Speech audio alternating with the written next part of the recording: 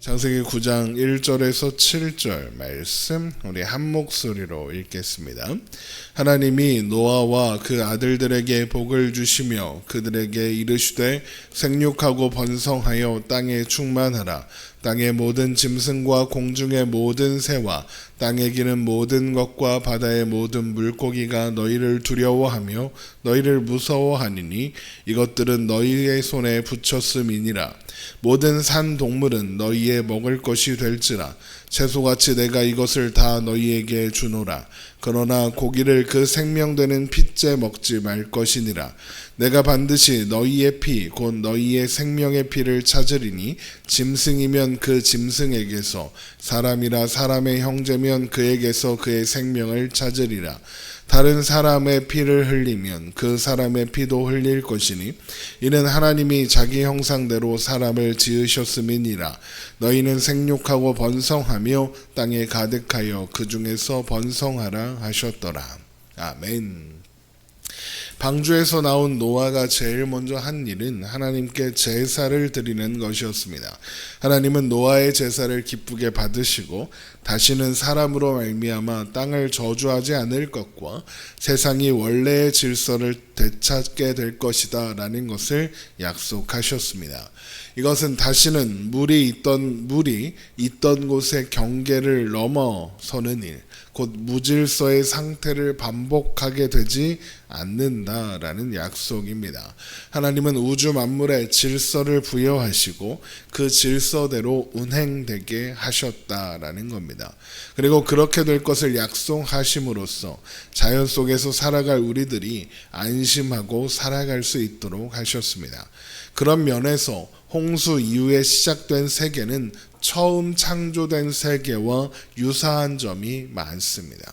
아담이 첫 인류의 시작이었던 것처럼 노아와 그의 가족들을 통해 새로운 인류가 시작될 겁니다. 그리고 그 인류를 향한 하나님의 목적과 의도는 안심하고 행복하게 사는 것. 그러니까 안식 속에서 살아가는 겁니다.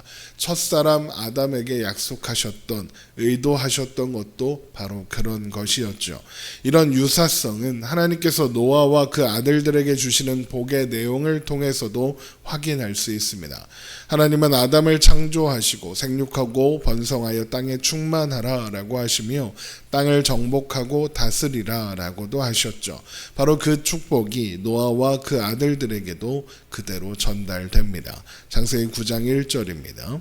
하나님이 노아와 그 아들들에게 복을 주시며 그들에게 이르시되 생육하고 번성하여 땅에 충만하라. 땅의 모든 짐승과 공중의 모든 새와 땅에 기는 모든 것과 바다의 모든 물고기가 너희를 두려워하며 너희를 무서워하리니 이것들은 너희의 손에 붙였음이니라. 이것은 노아 홍수 이후의 세상이 창세기 1장의 세계로 돌아간 것 같은 느낌마저 주고 있죠.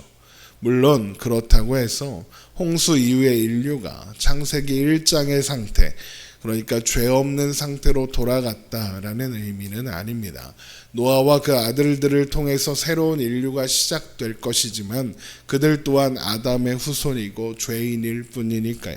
그렇다면 왜 하나님은 마치 홍수 이후에 이 세상이 전혀 다른 세상이 된 것처럼 말씀하시는 걸까? 그 이유는 인류의 이 두 번째 시작이 바로 아브라함으로 이어지는 계보의 시작이기도 하기 때문입니다. 하나님은 아브라함이라는 인물을 통해서 많은 것을 보여주실 것이고 또한 약속하실 겁니다. 그리고 그런 약속의 핵심에 예수 그리스도께서 계십니다. 예수님께서 약속의 성취자로 오셔서 모든 약속을 성취하사 노아를 통해 시작된 새로운 인류가 진정한 새로운 인류가 되게 하실 겁니다. 그러니까 노아는 아브라함을 거쳐 예수 그리스도를 향해 가는, 그래서 처음 사람 아담으로 인해 시작된 저주의 고리를 끊는 그야말로 새로운 시작의 출발점과 같은 사람이다 라고 할 수 있는 거죠. 그래서 하나님은 노아 홍수의 이후의 세상이 마치 죄를 짓기 전 세상, 창세기 1장의 세계로 돌아간 것 같은 것처럼 약속을 확인하시고 축복을 주시는 겁니다. 그래서 노아에게 모든 산 동물을 먹어도 된다고 하시면서 동시에 그 생명되는 피는 핏째 먹지 말라라고 말씀하시는 겁니다. 창세기 9장 3절입니다. 모든 산 동물은 너희의 먹을 것이 될지라 채소같이 내가 이것을 다 너희에게 주노라. 그러나 고기를 그 생명되는 핏째 먹지 말 것이니라. 고기를 먹되 핏째 먹으면 안 되는 이유는 피가 생명을 상징하기 때문이다 라고 하십니다. 그런데 생명의 근원은 하나님이시죠. 그러므로 생명을 취할 수 있는 분 또한 오직 하나님이십니다.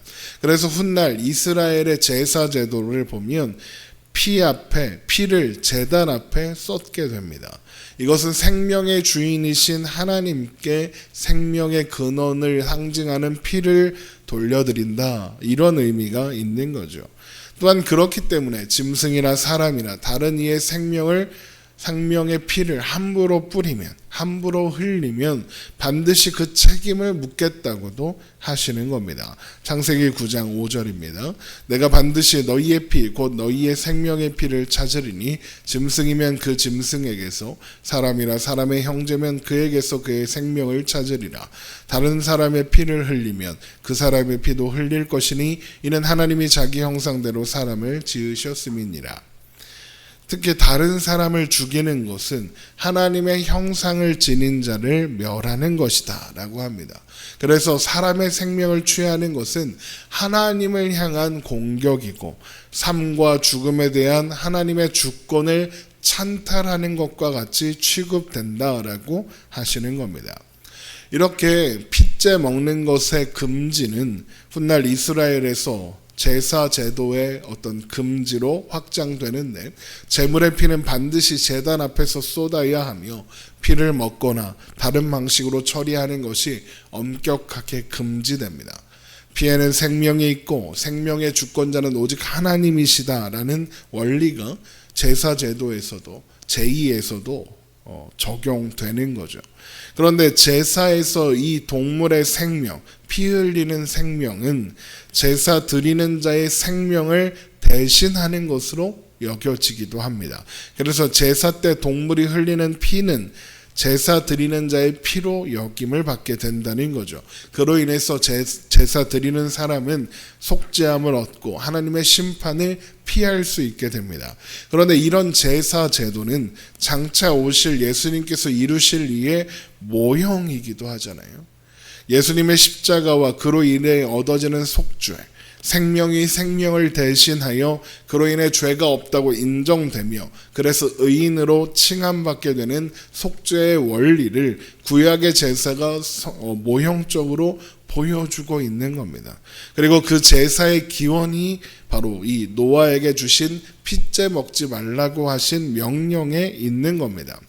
앞에서 하나님께서 노아 홍수 이후의 세상이 마치 죄를 짓기 전 세상, 창세기 1장의 세계로 돌아간 것처럼 약속을 주시고 축복을 주시는 이유가 노아로부터 아브라함을 거쳐 예수 그리스도로 연결되는 역사 때문이라고 했던 것처럼, 그렇게 연결되는 역사가 어떻게 성취되고 어떻게 이루어지는지까지 이렇게 핏째 먹지 말라는 명령을 통하여 드러나고 있다는 겁니다.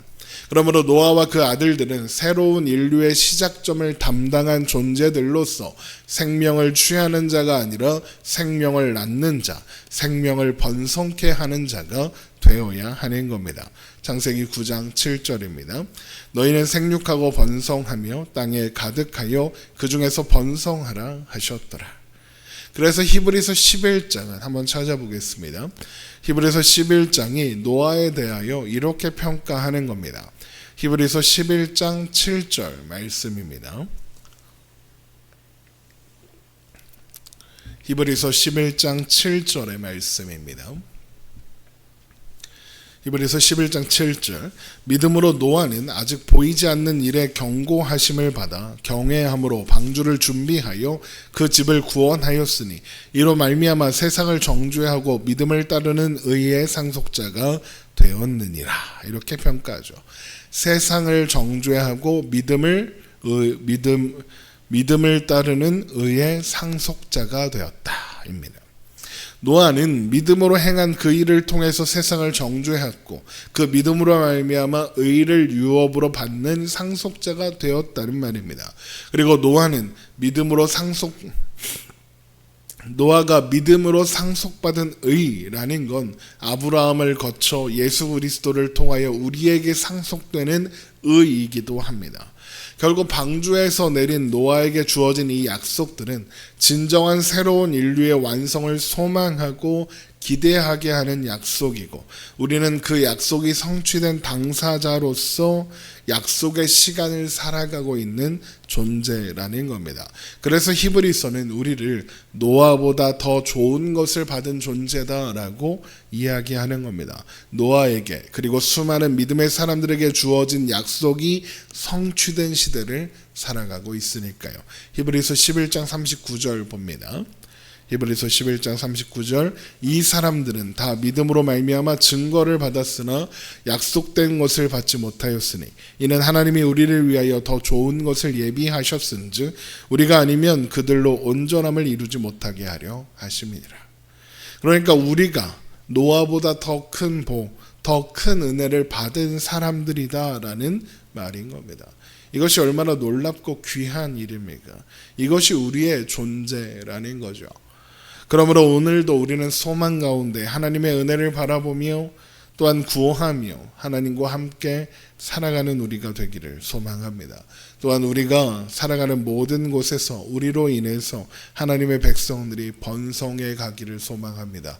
노아와 그의 아들들을 통해서 새로운 생명들이 잉태되고 번성해 갔던 것처럼 말입니다. 기도하겠습니다.